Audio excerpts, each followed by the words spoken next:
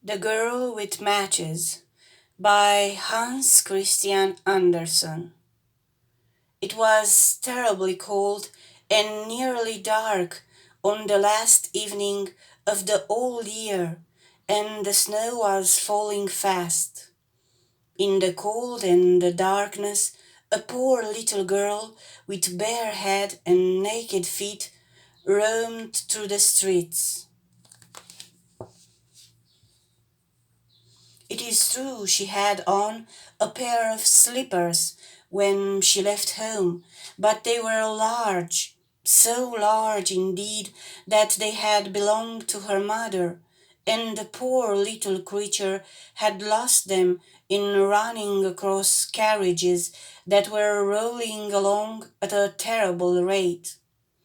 One of the slippers she could not find, and the boy seized upon the other and ran away with it, saying that he could use it as a cradle when he had children of his own.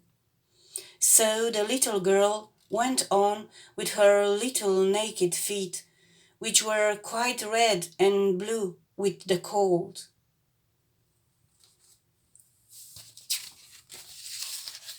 In an old apron she carried a number of matches and had a bundle of them in her hands. No one had bought anything of her the whole day, nor had anyone given her even a penny. Shivering with cold and hunger, she crept along. Poor little child, she looked the picture of misery. The snowflakes fell on her long fair hair, which hung in curls on her shoulders, but she regarded them not. Lights were shining from every window, and there was a savory smell of roast goose, for it was New Year's Eve. Yes, she remembered that. In a corner, between two houses, one of which projected beyond the other, she sank down and huddled herself together. She had drawn her little feet under her, but she could not keep off the cold. And she dare not go home, for she had sold no matches and could not take home even a penny of money. Her father would certainly beat her. Besides, it was almost as cold at home as here, for they had only the roof to cover them, through which the wind howled, although the largest holes had been stopped up with straw and rags. Her little hands were almost frozen with the cold. Oh, perhaps a burning match might be some good, if she could draw it from the bundle and strike it against the wall, just to warm her fingers. She drew one out.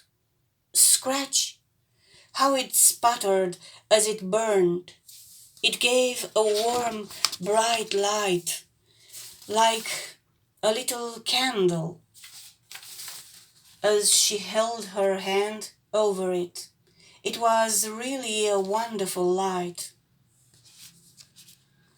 It seems to the little girl that she was sitting by a large iron stove with polished brass feet and a brass ornament.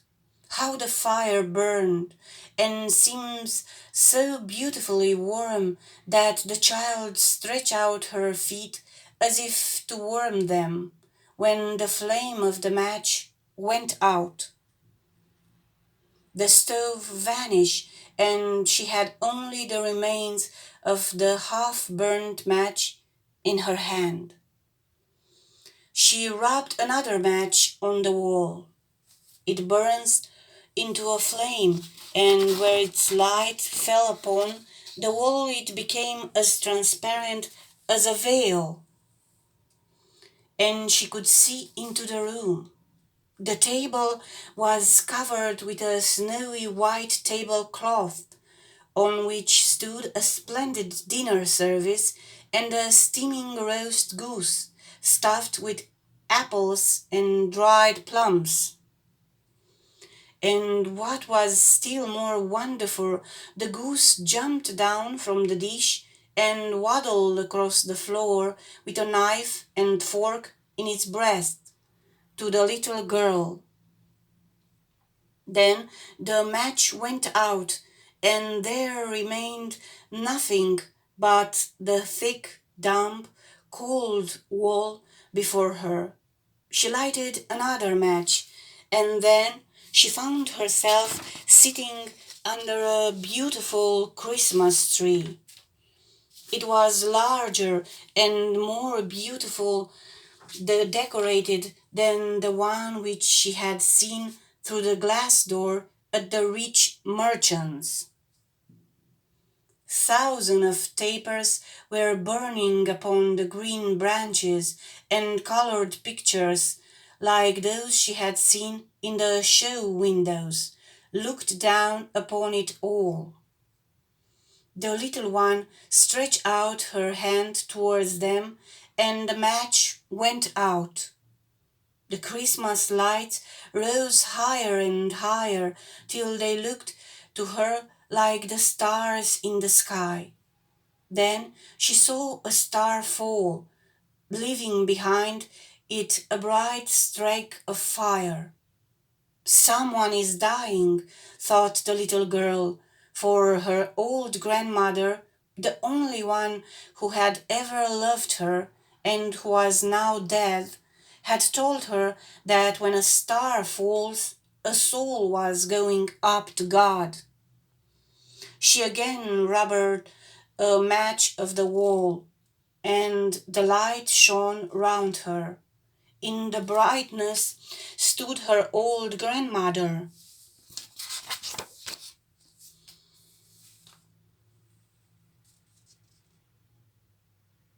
Clear and shining, yet mild and loving in her appearance. "Grandmother," cried the little one, "oh, take me with you. I know you will go away when the match burns out. You will vanish like the warm stove, the roast goose, and the large, glorious Christmas tree." And she made haste to light the whole bundle of matches, for she wished to keep her grandmother there. And the matches glowed with a bright light, and her grandmother had never appeared so large and so beautiful. She took the little girl in her arms, and they both flew upwards in brightness and joy far above the earth, where there was neither cold, no hunger, no pain, for they were with God. In the dawn of the morning, there lay the poor little one with pale cheeks and smiling mouth, leaning against the wall. She had been frozen to death on the last evening of the year. And the New Year's sun rose and shone up upon the little girl who was dead. The child still sat, holding the matches in her hand, one bundle of which was burned. "She tried to warm herself," said someone. No one imagined what beautiful things she had seen, nor into what glory she had entered with her grandmother on New Year's Day. The content creators need each of them at least 1,000 subscribers. Be one of them. Please subscribe. I understood that it is free and will not cost you money. Thank you very much.